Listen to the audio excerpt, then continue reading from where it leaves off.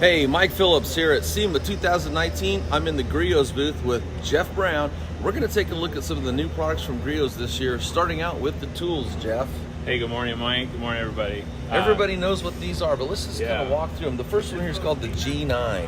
Yeah, the G9 is our next generation, Gen 4 of our random orbitals. We've been selling random orbitals now since 1992. So we've kind of taken everything that we've learned over the years, and that really includes your feedback, customers really identifying things that they appreciate in a tool, and we packed it into the G9. So. Okay, and G9, that stands for 9mm. Yep. Okay, so as that pad is spinning in a circle, it makes another circle that's orbiting that circle, and the diameter, that's 9mm, so that's what that means.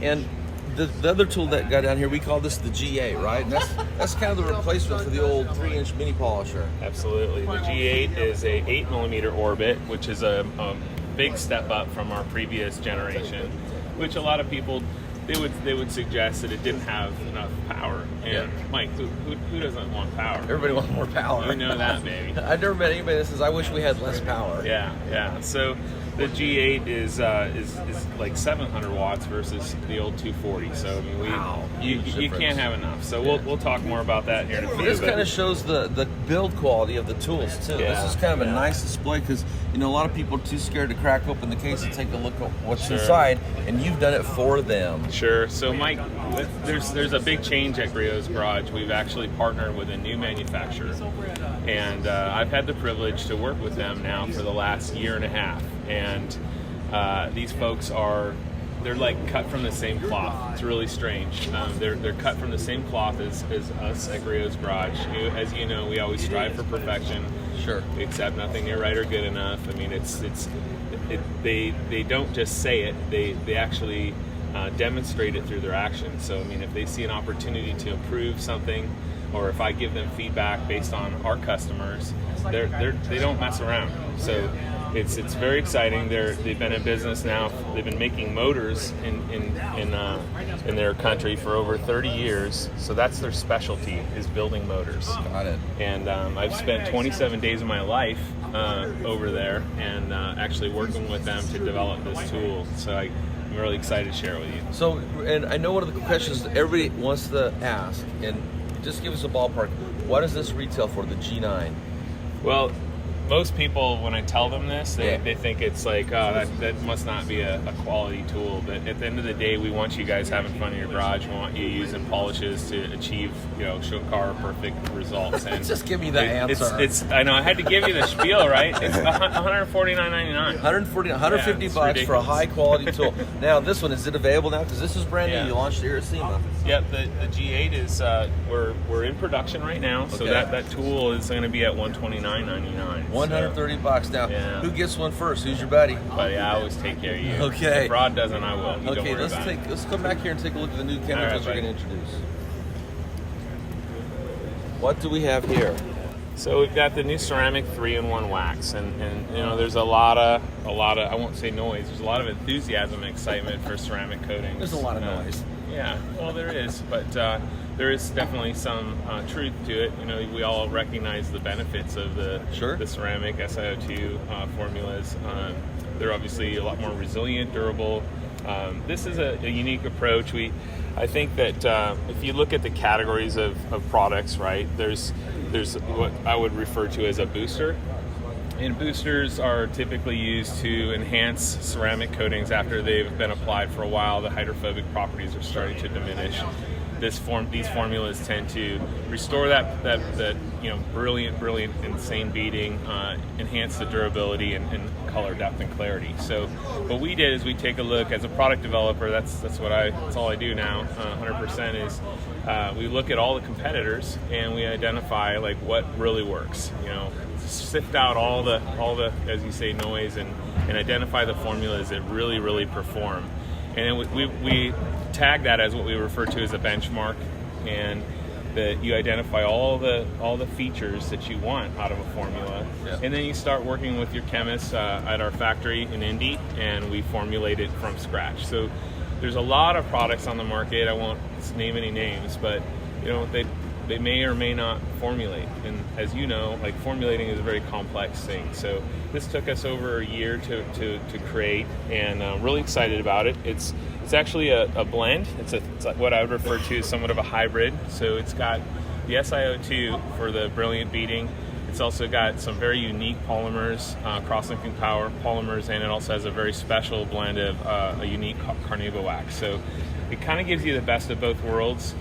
We wouldn't have put it in a bottle unless it blew away the benchmarks, sure. Which wasn't an easy thing to do. I mean, some of those formulas, as you know, they can last anywhere from 6 months on up. Yeah, easily. Yeah, and so with our customers, we want to make sure products are easy to use. You know, just not as some of you know, coatings, you can have highs and lows, and then they could become either more or less semi-permanent or very difficult to even that finish out. Highs and lows meaning really dark spots or streaks, inconsistencies in the application. So sure. Very, very user-friendly. You're going to apply it to a prepped surface, and we have a new product that we're working on, and we'll have launched soon. It's called Surface Prep Cleanser, and it's a very, very low drag cleanser that removes polishing oils, anything that's on the surface that would inhibit that SiO2 and polymers from adhering to the surface. Very important. So very, very nice in that it wipes a lot of these products. They don't wipe fast, and they don't wipe clean, so they leave a little residue. So guys will have to follow up with like an application of isopropyl water mix. Something, yeah. Yeah, just to really knock it down. This wipes clean and you're ready to go. So very excited about that. I'm glad someone's finally made a nice product, because a lot of that stuff isn't very, it isn't a good lubricant. So after you polish the paint up, and then you scratch the paint trying to get it clean. Yeah. So you're working backwards. Yeah. So I've been waiting for somebody to come up so that actually works good and doesn't mar the paint at the same time. You're right. I mean, a lot of the formulas are either alcohol or they've got limonene, and when the surface tension on the towel, you'll feel it drag, and as you said, it'll scratch. So SiO2, the ceramic 3-in-1. This a little secret, you guys. I'll tell you a little secret with this stuff. When you're done washing as a post or a pre-final rinse, you mist this on and rinse it off. I don't care your wheels, your glass, it is brilliant. Like really, it's blow your mind. What I like about this is that I read the back label here real quick. It says you can actually use this over other people's coatings as a booster. Absolutely. So there's you guys have a lot of people that pay big dollars to have their cars paint corrected and then applied with a ceramic coating. And I know that there's going to be differing opinions from all the various coating manufacturers, and that's fine. We totally respect that. But we've so thoroughly tested this formula on a number of just a myriad of very popular coatings. You're going to find that it does a wonderful job topping those. So. And after someone gets their car coated, that's the biggest question. How do I take care of it? So besides washing, you want to do something to maintain it. Now they got a product from a brand they can trust. Thank you, buddy. So yeah, that's where we're at right now. Metal detailer. I'm not sure if you guys have talked about that yet, but that's a wonderful product. It cleans, polishes, and protects stainless steel. I've got one in the garage at the house, in the the kitchen cupboard. Use all of my stainless steel appliances. It's great for even like polished aluminum. It just puts a nice protective coating down. And it's streak-free, really fast, awesome for your barbecue too. So it's I think guys that own motorcycles would love this product. Harley Davidsons, you'd want to spray it on a microfiber and control. Sure. As you know, you're like the guru on motorcycles. So that's that. One thing I did want to touch back on the G8, if I may. Yes. How much time we got, Mike? Another minute. Another minute. Thanks, buddy. So a couple things. This Quick Connect power cord is the first in the industry. So anybody else that's following the coattails, good luck. Say thank you. Thank you. It's a flattering piece, right? People copy you, yeah. But the Quick Connect power cord, we offer that at a 25-foot accessory, as you and Rob probably talked about in a previous video, but I just want to emphasize the cool factor of that. You have one 25-foot cord. I remember I've been in some of your classes, and you can get pretty upset about power cords, because obviously it's dangerous. It's a tripping hazard. So one cord, two tools. So you don't have to have cords crossing all over. Gotcha. You just pop it in, pop it out. Can I ask you a question here? This is something I noticed, and when we got here, I started playing with this. This trigger has like a This is very special. I'm Yeah. so glad that you pointed that out or recognized it like that. pivots. So is there any function to that? So this tool, we went kind of crazy on the trigger.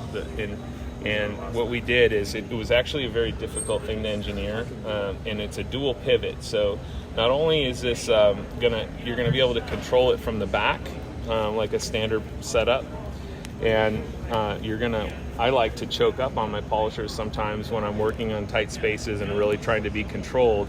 It's so smooth and effortless you can control it with your pinky. Wow. And what's big, the big difference on the G8 versus the G9 is this has the smoothest variable speed throttle that I've ever used. So what that means is that as you gradually pull that trigger, the tool responds correspondingly, just like a gas pedal. So gotcha. Whereas the G9 has an on-off switch. So that's the biggest difference. That's a really special. This is something else that's nice is this ratchets. Can you hear that? Yeah.